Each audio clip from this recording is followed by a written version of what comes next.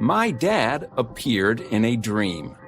So let's enter the Cyber Lucidity brand Dream Streamer.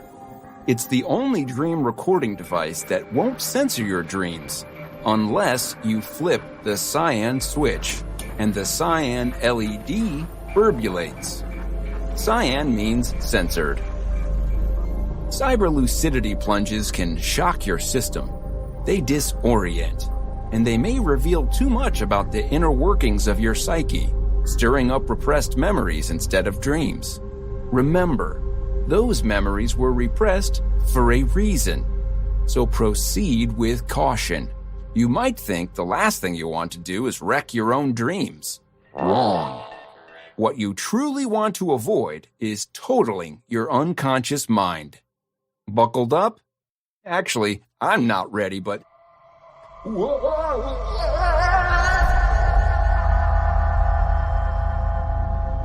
I'm seeing bits and pieces. Night falls. I'm being driven home by my dad to a faux aluminum row house in Queens. There's a tiny porch in a poorly lit, proto-urban sub-neighborhood. Snowy streets, digi-brick homes. The car is classy. It's a Chronoviper. Good engine rumble and a smooth hover. Dad's making me feel like his bastard son, though, which kind of licks. I'll be in touch. Want to come in?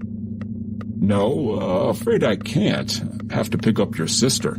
She just paged on the Celex. I'll try to pop in when I bring her back, okay? Oh. All right. Take care, kiddo. Keep your eyes peeled. Huh? For what? Gotta run.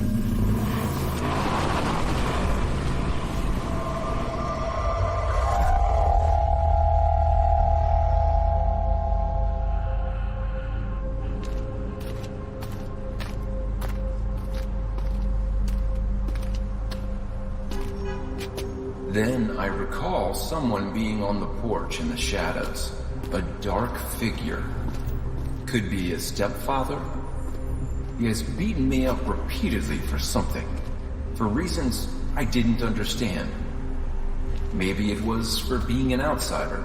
I take a walk around the block, hoping he might fade away. And he does.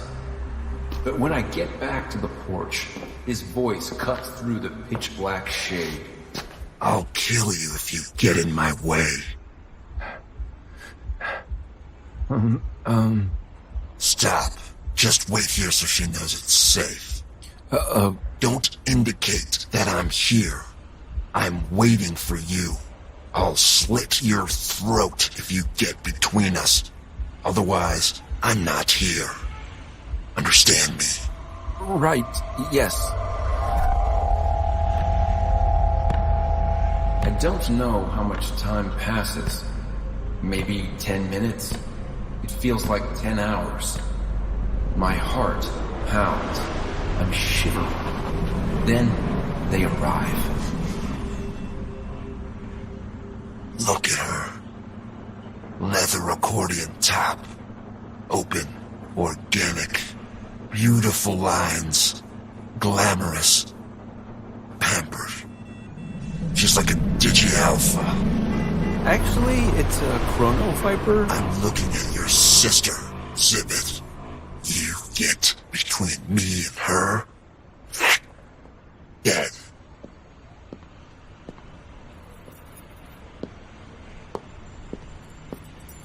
Sis, stand back. Herb? Shit, you little twerp. You scared the...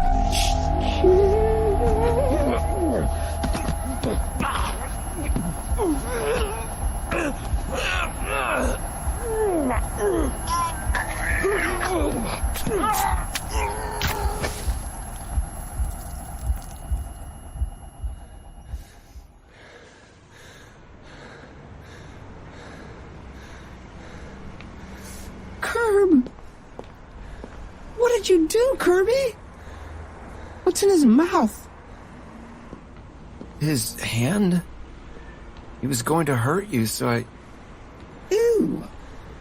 No, I could see you cut it off and show it to him, but... I guess he crumpled after that. Okay, yeah, I was here, so those are broad strokes. We have to do something about it. I don't think he's dead. His body fell limp, is all. No, it didn't. Be real. How did you do that? Honestly, I don't remember. It happened so fast. He had this filament knife. It was a sword. Dagger. Fine, but I don't think you realize... I must have grabbed it and... Yes. Turned it on him? Okay, I'm gonna put this together for you. You lopped off his hand, barf, shoved it in his mouth, wrestled his arm around, and sprayed his eyes and face with his own blood. Like, you waterboarded him. Ugh. I don't know about that. I do. I had to duck the spray. Turn him over. Flip his body. If you say so, we don't have to do that. Then you cut his belt off with that thing, which, risky move. You could have just taken it off. But instead, you nearly castrated him. And I tied a tourniquet with it around his wrist. Yeah.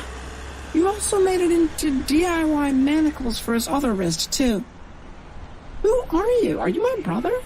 Because this does not look like your work. Like, when's the last time you cleaned your room? What are you doing? We need a transport.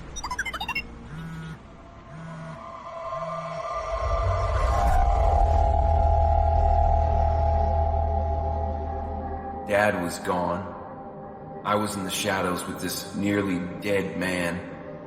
It began with him saying he'd kill me if I got in the way of him and my sister, and then I turned the tables.